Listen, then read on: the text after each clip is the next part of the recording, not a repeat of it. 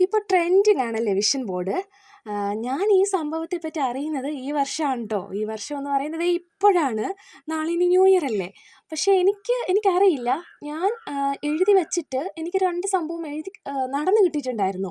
അതിനി ഇതിൻ്റെ എന്തെങ്കിലും സംഭവം അതൊന്നും എനിക്കറിയില്ല കേട്ടോ. പക്ഷേ ഒരു സംഭവം സത്യമാണ്. ഞാൻ എഴുതി വെച്ച് ആഗ്രഹിച്ചൊരു കാര്യം ഫസ്റ്റ് വൺ വന്നിട്ട് ഇതാണ് കേട്ടോ. ശരിക്കും ഫസ്റ്റ് വൺ ഇതല്ല, സെക്കൻഡ് വൺ ആണ്.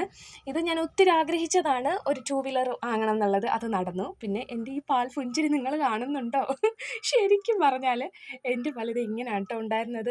ഞാൻ ഒരുപാട് ആഗ്രഹിച്ച് എൻ്റെ അമ്മ എനിക്കറിയില്ല, ഒരിക്കലും നടക്കില്ല എന്ന് ഞാൻ വിചാരിച്ചൊരു കാര്യമാണ്. കഴിഞ്ഞ വർഷമായിട്ട് ഞാൻ ഈ 2 സംഭവം ഇങ്ങനെ എഴുതി വെച്ച് ശരിക്കും പറഞ്ഞാൽ ഞാൻ പ്രാർത്ഥിക്കുമായിരുന്നു കേട്ടോ.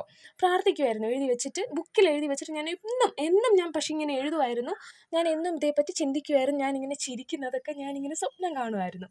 എനിക്കറിയില്ല അങ്ങനെയാണോ എന്ന്. എന്തായാലും സംഭവം എനിക്കത് രണ്ടും സാധിച്ച് കിട്ടി. എൻ്റെ വലിയ ഡ്രീമായിരുന്നു രണ്ടും. അത് രണ്ടും എനിക്ക് സാധിച്ച് കിട്ടി.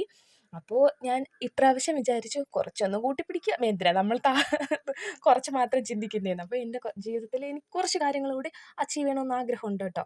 വളരെ കുറച്ചാണ്.